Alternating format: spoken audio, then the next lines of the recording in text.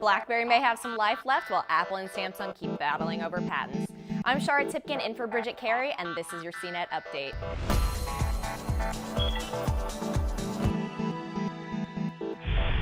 BlackBerry may not be doomed after all. The smartphone maker revealed it has won a massive Pentagon order, with the Department of Defense giving 80,000 BlackBerries to employees.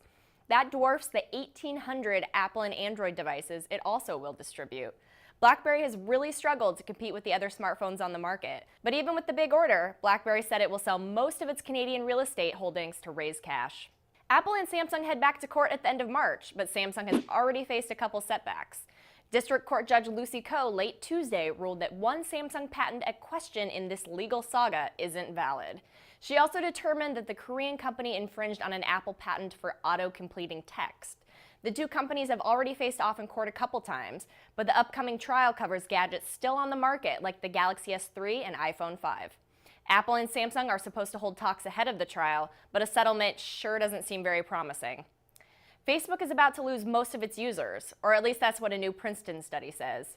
Researchers at the university used disease models to predict that 80% of Facebook's users will quit between 2015 and 2017. It's much like Facebook has an infectious disease.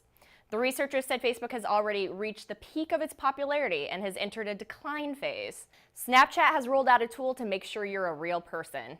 New users who sign up for the photo messaging app have to complete a puzzle before they're allowed to join. It's pretty basic. You're shown 9 photos and have to select which ones have a ghost in them. Snapchat has had some security issues lately, but the puzzle is one way the company is trying to stop hackers who could steal phone numbers. China's having some problems with the internet too. Hundreds of millions of people attempting to visit China's most popular sites on Tuesday instead found themselves rerouted. Ironically, the site they ended up accessing was for a company called Dynamic Internet Technology. That company helps people avoid Beijing's web censors. Some publications believed hackers caused the issue, but sources told Reuters that the incident might have been caused by an engineering mistake from making changes to China's Great Firewall censorship system. The whole gave many Chinese citizens their first glimpse into the outside digital world. Edward Snowden is going to answer some of your questions. The NSA whistleblower on Thursday will participate in an hour-long Q&A to address things like President Obama's NSA reforms. Snowden has been living in exile in Russia since he released classified documents about the NSA's surveillance programs. I personally would like to know what he did all that time at the Moscow airport. That's your tech news update, but you can find more details at cnet.com/update.